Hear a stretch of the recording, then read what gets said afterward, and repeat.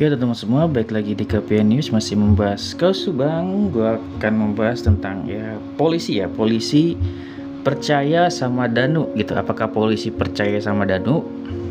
Menurut gue pribadi, polisi itu ya tidak mungkin 100% percaya sama Danu yang sebagai tersangka, teman-teman.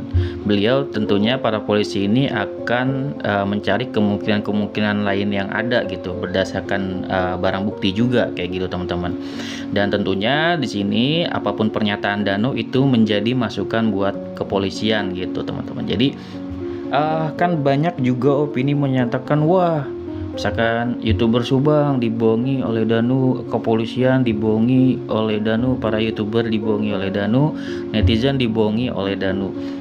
Oke, kalau misalkan netizen, misalkan para YouTuber, misalkan ya kita sebagai netizen semuanya bisa dibohongi oleh Danu gitu ya. Namun apakah pihak kepolisian bisa dibohongi oleh Danu? Menurut gue sih enggak ya, teman-teman. Pihak kepolisian itu tidak mungkin begitu aja percaya sama seseorang, apalagi seseorang ini adalah tersangka gitu, teman-teman. Otomatis pihak kepolisian akan mencari kemungkinan-kemungkinan lain yang ada dan juga fakta-fakta baru gitu. Dan ini juga menurut gua adalah strategi di mana Bu Mimin, Arigi dan Abi masih dilepaskan agar menjadi yang namanya tersangka aktif gitu, teman-teman. Jadi bisa berbicara di media gitu kan itu ada kemungkinan-kemungkinan baru bahwasanya nanti pihak kepolisian mendapatkan saksi baru, bukti baru tentang mereka kan seperti itu. Jadi tidak hanya diam kalau misalkan ditahan seperti Pak Yosep kan ya tentunya hanya bisa diam dan juga buktinya terlalu kuat untuk Pak Yosep keluar gitu kayaknya nggak bisa karena mungkin pihak kepolisian sudah memiliki bukti yang kuat. Namun apakah dari Bu Mimin, Arigi dan Abi, apakah pihak kepolisian sudah benar-benar memiliki bukti yang kuat ataukah pihak kepolisian memang sengaja melepaskan mereka untuk mendapatkan barang bukti yang baru dan juga saksi-saksi yang baru sehingga pihak kepolisian akan mendapatkan informasi yang lebih kayak gitu, teman-teman. Apakah polisi percaya sama Danu 100%? Menurut gua sih enggak. Kenapa begitu, Bang? Jadi begini, kan dari Kombes Pol Surawan menyatakan bahwasanya dari pernyataan Danu dan juga ke pra rekonstruksi kemarin sudah sesuai kan gitu, sudah sesuai bukan berarti pihak kepolisian itu percaya 100% kepada Danu, teman-teman. Kenapa begitu, Bang? Ya tentunya pihak kepolisian juga akan berpikir ya, teman-teman, itu adalah perkataan Danu sepihak dan masih ada kemungkinan ada kata-kata Danu mungkin aja yang berbohong kan, itu bisa dimungkinkan dari pihak kepolisian untuk menelisik hal tersebut kayak gitu, teman-teman. Tidak bisa percaya 100% karena nanti 100%-nya itu nanti kronologi yang benar adalah dikala dua pihak ini sudah mengaku dan tentunya nanti akan klop gitu. Tentunya pernyataan Danu ini kan hanya yang Danu ketahui, tentunya dari tersangka lain kalau misalkan nanti sudah mengaku tentunya nanti akan ada kronologi yang berbeda. Dan tentunya pihak kepolisian tidak percaya begitu aja, terbukti bahwasanya Kombes Pol Surawan juga akan mengatakan bahwasanya nanti kemungkinan akan ada tentunya ada reka adegan yang bertambah atau berubah gitu kan. Itu kan memungkinkan bahwasanya nanti akan ada perubahan kayak gitu. Dengan ada perubahan tersebut artinya apakah ini konsisten atau enggak. Sejauh ini memang didapatkan bahwasanya dari prarekonstruksi kemarin itu memang masih konsisten. Itulah yang membuat tentunya ada sedikit kepercayaan dari pihak kepolisian terhadap yang namanya cerita dari Danu gitu kan. Namun apakah pihak kepolisian yakin 100%? Menurut gue sih enggak, teman-teman. Maksudnya 100% kepada Danu itu menurut gue enggak mungkin seperti itu ya, teman-teman. Namun tentunya ada titik kepercayaan dari pihak kepolisian karena ada kesesuaian gitu dengan mungkin barang bukti segala macam gitu ya. Dan itu memang bisa dijadikan acuan juga agar naik ke persidangan. Entah nanti apapun hasilnya, misalkan Danu berbohong atau enggak, itu kan bukan nanti tanggung jawab kepolisian. Tanggung jawab kepolisian sini hanya mengolah datanya berdasarkan barang bukti yang ada karena pihak kepolisian lebih percaya barang bukti ya, teman-teman, kayak gitu. Nanti kan tentunya akan dilakukan di persidangan untuk benar tidaknya pihak kepolisian hanya melakukan tugasnya gitu loh, teman-teman.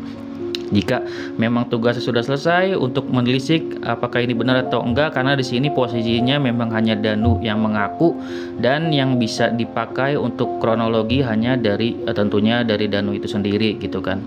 Jadi itulah yang hanya bisa diandalkan untuk sekarang ini, dan itu memang masih memungkinkan untuk naik P21 kayak gitu teman-teman, karena kesesuaian Danu, konsisten Danu untuk melakukan reka adegan segala macam itu masih konsisten, sehingga di sini sepertinya memang pihak kepolisian ya untuk melakukan rekonstruksi ini besok sangat ingin cepat-cepat gitu ya. Karena apa? Karena ini kan biar naik ke persidangan. Kalau udah ke persidangan nanti kan di sini titik awal ya teman-teman, titik awal dimulainya kebenaran yang sebenarnya terungkap gitu teman-teman.